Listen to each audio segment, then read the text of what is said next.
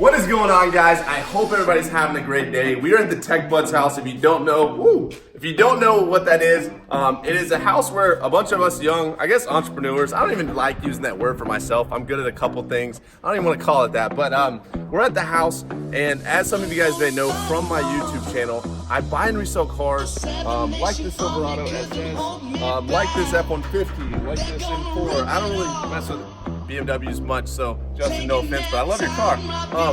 We are in the process of starting our dealership. We're gonna have about $250,000 in inventory. I've worked with my dad back home who has a car dealership, and I have a lot of experience with cars, particularly high volume cars, not necessarily exotics, but I wanna talk to you about something that was brought up in our Flipping Wheels group chat, and that is, when does cosmetic issues with the car not matter, and when do they matter? When is it more important to focus on physical damage? For example, if this truck had a huge dent on it, when would it be okay to still purchase it? And when would it be, okay, I need to back out of this deal, that is too much work for me? Or are there cases where it doesn't matter at all, depending on the vehicle? So I wanna go inside and explain really what I mean a little bit further for you guys, because it's a really good thing to understand and know when you're going to buy your next used car, so that you can either break even on it or make some money like we always do. So come inside with me and I'll talk a little bit more about it and what I mean exactly. I think you'll find this very, very, very beneficial if you want to learn a new market and how you can profit from doing what we do on a daily basis. So come inside with me. All right, guys, so now that we are inside, I'm gonna try to explain this the best I can. Do not roast me for not being able to put these. It's gonna be hard for me to put this into words properly, and I understand everything is different. Every vehicle is a different vehicle and every situation is different. But I'm gonna explain to you guys with 3 different vehicles on 3 different scenarios of when, having a car with a beat up body versus not a beat up body, when does it actually matter? Sometimes more than other vehicles based on what the vehicle is and a couple other things. So it's gonna be, I think you're gonna have to see what I'm talking about and then me explain it. So I'm gonna start with the first one. And this is just an example, and I'll explain to you in just a second what I mean. I use the Toyota Tacoma as an example all the time. So this is a 2004 Toyota Tacoma. I don't know if you can see it. Right there it is. So with this truck, if you research this truck or you know anything about these trucks and many other cars, first off, it is a 2004, so it's older. That is one good thing about having a beat up car, is that when they're older, people tend to be more lenient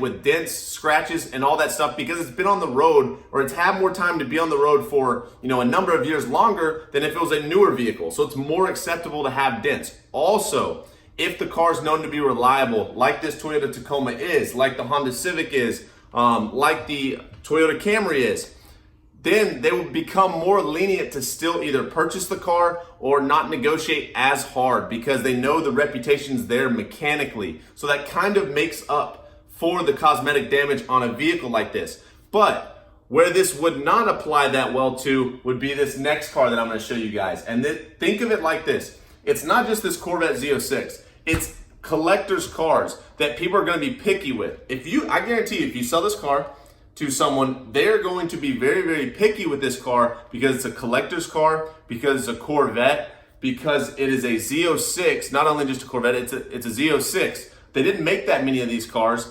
And also, yes, it's been on the road for a long time, but when you have that buyer that really wants this car that they didn't make that many of, and even if they did make that many of, there's not that many left. There is a decent amount, but if there was a big dent on this car, it would devalue this car so much more than that Toyota Tacoma, because that Toyota Tacoma can be used as a tool. That Toyota Tacoma is known for its mechanical reliability. It's known for that older audience. They don't care about the appeal. Whereas if you buy the Z06, it's flashy. If it has a dent in it, it's gonna be very, very obvious. It's gonna stand out. So even if they were the same 2 exact dents, it's going to be so much harder to sell this Z06 if it has a baseball-sized dent in it compared to that Tacoma. It may still sell, but they're going to use that as leverage so much more, because it's on this car that is a collector's car that visually stands out, that someone wants to buy, that wants it to be perfect. They're gonna use that as leverage to really negotiate down hard. So that's what I mean by when does dents, scratches, and cosmetic issues matter more than others. Also, I'm gonna show you a truck. So this is kind of contradicting with the Tacoma because you're like, oh, they're both tools. They are both tools, but if that same dent that was in the Toyota, imagine that they're all the same size, was on this 2016 four-door LTZ Silverado, would it have the same effect as the Tacoma? No, it would be more like that Corvette because this is a relatively new truck. So having a big dent like this, being only 3 years old, will actually hurt the value about like that Corvette because it is not common. Whereas it is pretty common in the Toyota Tacoma to see a dent like that. It's not gonna be like, oh my gosh.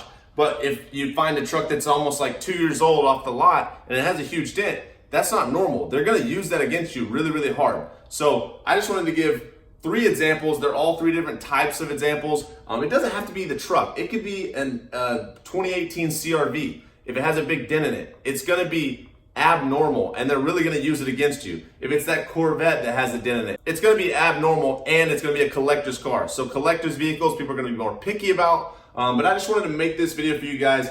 I don't know if I put that into the best terms, but I hoped you guys were able to take something away from that. I think that I was able to translate it good enough for you to understand and substitute different types of vehicles and classify them into 3 different categories for you guys.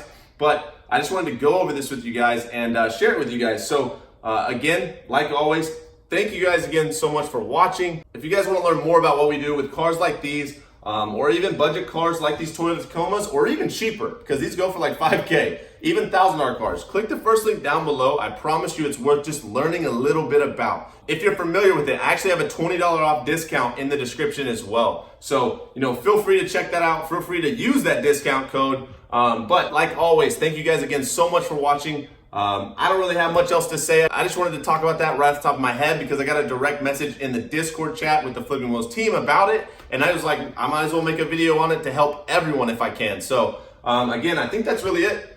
Thank you guys again for watching. I said that like 5 times, but I will see you guys in the next video. As always, take it easy and peace.